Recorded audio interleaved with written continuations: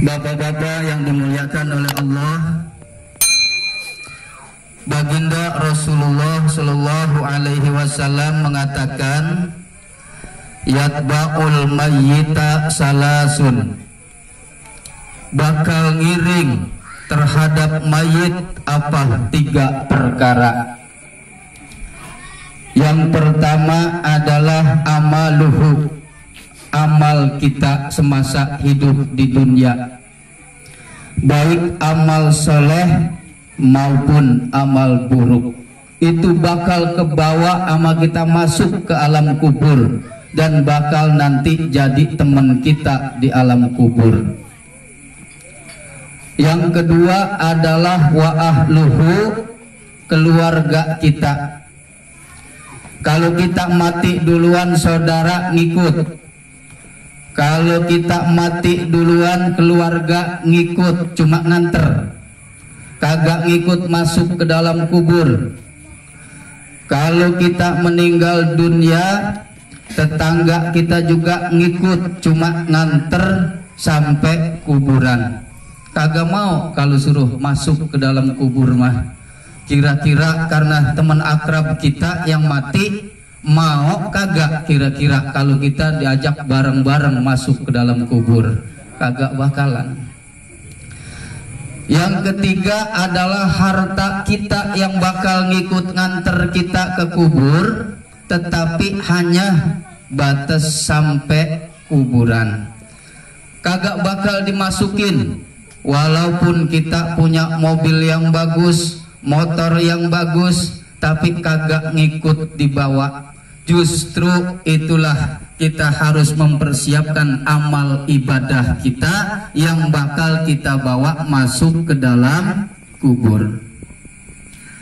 Jadi yatba'ul mayita salasun, ikut terhadap mayit 3 perkara. Yang pertama amal, yang kedua keluarga, yang ketiga adalah harta. Wayarji'u isnani, dan kembali yang 2 perkara, yaitu keluarga dan harta kita dibawa pulang lagi. Makanya kita kalau ingat terhadap kematian, nyari dunia kagak nemen-nemen, bener nggak murid? Iya. Kalau kita punya mobil mewah, rumah yang megah, bini cakep, tiba-tiba kita mati duluan, ngenes apa kagak? Ngenes ya. Bini cakep ntar siapa yang nunggangin? Mobil bagus siapa yang nunggangin? Rumah bagus siapa yang nempatin? Makanya orang kaya banyak matinya mendelik. Kenapa? Khawatir bininya dikawin orang, khawatir mobilnya dipakai orang, rumahnya ditempatin orang. Karena kalau udah mati, putuslah seluruh amal dan aktivitasnya hidup di dunia ini. Ya makanya kalau orang susah mah insya Allah matinya tenang. Umpama rumah juga jelek, hujan kebocoran, mau kemana-mana pakai motor jelek, nyelah betis kejepat mulu. Iya, mati tenang. Kenapa? Usaha susah, capek hidup di dunia. Apalagi kalau punya bininya cuma 1, udah gitu gendut hitam, galak pisan. Ya udah, kagak penasaran pisan, mati ge tenang, jongjon. Kalau begitu mah ikhlas, bener kagak? Lah hidup kayak ngapain? Bahasanya ikhlas, mati kayak matanya merem, tenang. Kenapa? Karena hidupnya susah, usaha susah, diem juga di rumah ya susah juga, punya bini 1 hitam gendut galak pisan. Ya udah, apa yang kita bikin melang? Kagak ada yang dibikin melang. Insya Allah matinya juga tenang. Jadi segala sesuatu yang terjadi itu berdasarkan kudrat dan irodat Allah, berdasarkan kodok dan kodar Allah. Apa artinya kodok? Nah, belum tentu kita tahu ini. Iya.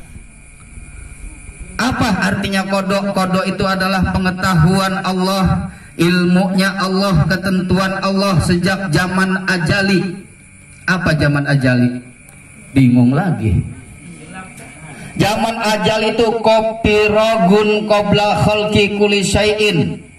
Ketika Allah belum menciptakan segala sesuatu, masih kosong, belum ada apa-apa, itu ketentuan Allah sudah ada, namanya qada.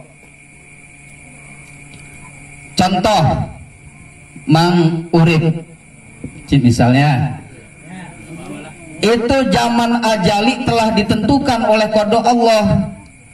Mang Urip bakalnya nanti lahir di kampung Pulau 3, hidungnya mancung, kumisnya debleng. Iya, ini bakalnya dia ditakdirkan oleh Allah mata keranjang, kagak boleh ngeliat wadon bening langsung baik tuh. Iya, bakalnya punya anaknya sekian, tetapi belum terjadi, itu baru qada Allah. Qadar atau takdir Allah nanti setelah terjadi, ternyata bener lahir di Pulau 3, nama Mang Urip, hidungnya mancung, kumisnya debleng tuh, mata keranjang. Baru itu sesuai dengan takdir Allah. Nah terus kalau begitu kita udah kagak perlu ikhtiar, karena apa? Segala sesuatu yang terjadi ditakdirkan oleh Allah Subhanahu wa Ta'ala. Salah, bukan begitu juga.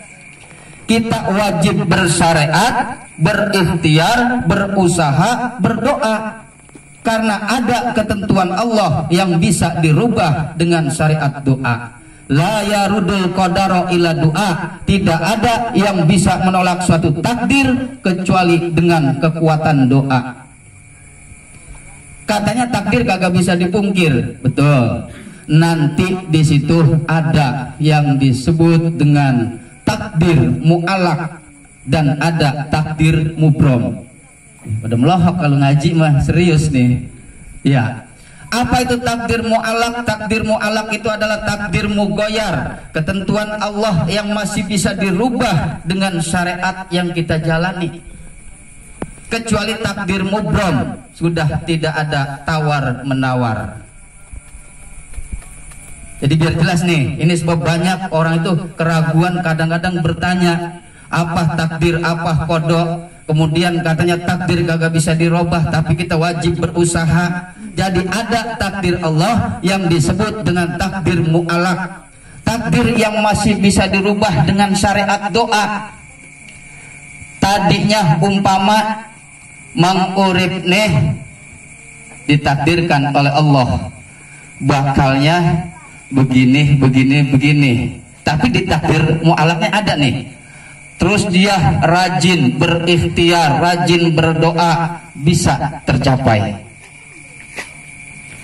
Kecuali takdir mubrom, itu sudah tidak bisa tawar menawar. Nah, apa perbedaan qada dengan takdir? Qada itu ketentuan Allah, kepastian dari Allah, ilmunya Allah yang ditentukan terhadap makhluk, tetapi belum terjadi. Begitu udah terjadi, itu namanya takdir. Tadi tuh ketentuannya udah ada, bahwa nanti bakal begini, tapi belum terjadi, itu qada. Terjadi, itu takdir. Bagaimana tugas kita sebagai manusia di dalam menjalani kehidupan ini? Wajib berikhtiar, wajib berusaha, wajib berdoa. Karena kita hidup di dunia ini kagak ada yang tahu apakah kita termasuk ke dalam golongan orang yang bahagia atau masuk ke dalam golongan orang yang sengsara. Kagak ada yang tahu. Perlu ada syariat, perlu ada ikhtiar kita. Nanti manusia itu terbagi secara garis besarnya ke dalam 4 golongan. Yang pertama sa'idun fid dunya wa sa'idun fil akhirah. Bahagia di dunia, bahagia pula di akhirat. Tuh, pengen begitu murid? Ya pengen ya. Bahagia di dunia, bahagia di akhirat. Yang kedua sa'idun fid dunya, sakiyun fil akhirah. Golongan manusia yang bahagia di dunia tapi sengsara di akhirat, mau kagak? Tuh, masih ada bahagia di dunia. Yang ketiga, sa'idun fil akhirah sakiyun fid dunya. Bahagia di akhirat tapi di dunia sengsara. Orangnya susah tapi rajin ibadah, imannya kuat, menjauhi maksiat, rajin taat. Di dunia susah tapi di akhirat bahagia. Yang keempat, golongan manusia sakiyun fid dunya, sakiyun fil akhirah. Sengsara di dunia, sengsara pula di akhirat. Na'udzubillahi min dzalik. Bagaimana kita supaya menjadi manusia yang bahagia di dunia dan bahagia di akhirat? Tentu ketika hidup di dunia ini, laksanakan apa yang Allah perintahkan dan jauhi apa yang dilarang oleh Allah Subhanahu wa ta'ala. Kita kadang-kadang berpikirnya kesuksesan manusia itu diukur dengan harta, padahal itu salah. Kenapa? Karena nikmat Allah yang paling kecil itu adalah harta. Nikmat paling kecil itu adalah harta. Justru nikmat yang paling besar ketika Allah memberikan kekuatan kepada kita melaksanakan ibadah dan meninggalkan maksiat. Ketika Allah memberikan hidayah, Allah memberikan taufik kepada kita. Kita kadang-kadang kalau lihat orang kaya, wah sukses dia, gitu kan? Iya, kalau lihat orang itu banyak duitnya dianggapnya sukses. Padahal belum tentu itu bisa menyelamatkan.